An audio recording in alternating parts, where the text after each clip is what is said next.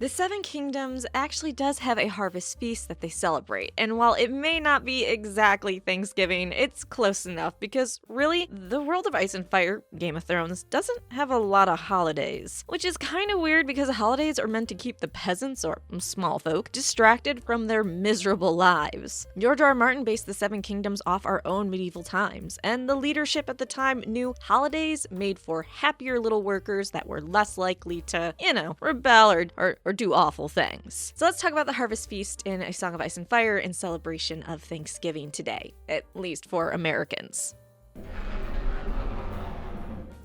The Harvest Feast is what it sounds like, the celebration of the harvest. When the maesters decide it's finally time, they inform others, with ravens and such, that autumn is here. This in turn lets those of the Seven Kingdoms know it's time to start storing a portion of their grain because, as Ned Stark likes to say, and winter is coming.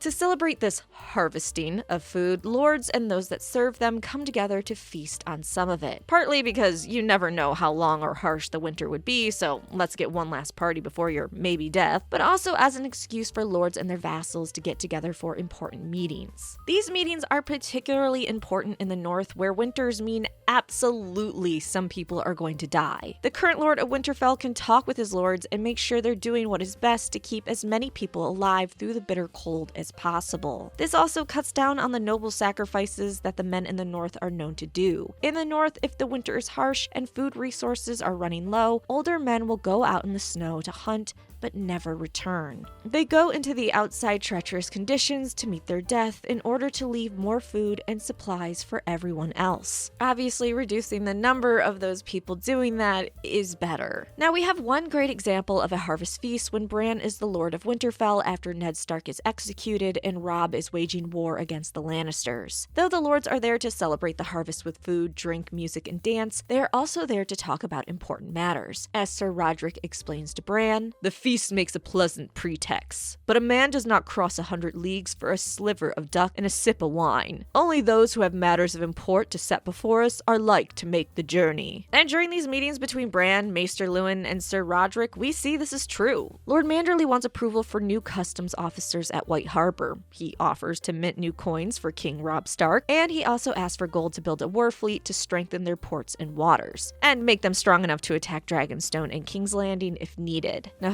Hother Umber wants something a little bit similar. He wants ships and men to protect the shoreline from the invading wildlings. There's also matters of marriage and land, such as the newly widowed Lady Hornwood having no heirs. During the gathering at Winterfell to celebrate the harvest, the lords are instructed on harvesting for the winter as well. Lady Hornwood is told to increase her planned storage of only a fifth of her harvest to a quarter. The steward of Deepwood Mont was only putting aside a tenth of his harvest because a hedge wizard told him that they would have a bountiful spirit spring before the cold ever set in. So Sir Roderick had to say, hey, listening to a hedge wizard about how harsh this winter is going to be, probably not a good idea. Instead of a tenth of your harvest, you need to do a fifth. Then, unfortunately for the Umbers, Great John took too many men on Robb's conquest, and half their harvest went to seed because of lack of workers. It is likely that those in Deepwood Mont and those in the Last Hearth will lose more individuals than any other castles during the winter due to these shortages. At King's Landing, at the very least, the Harvest Festival is celebrated with feasts, mass balls, and mummer shows.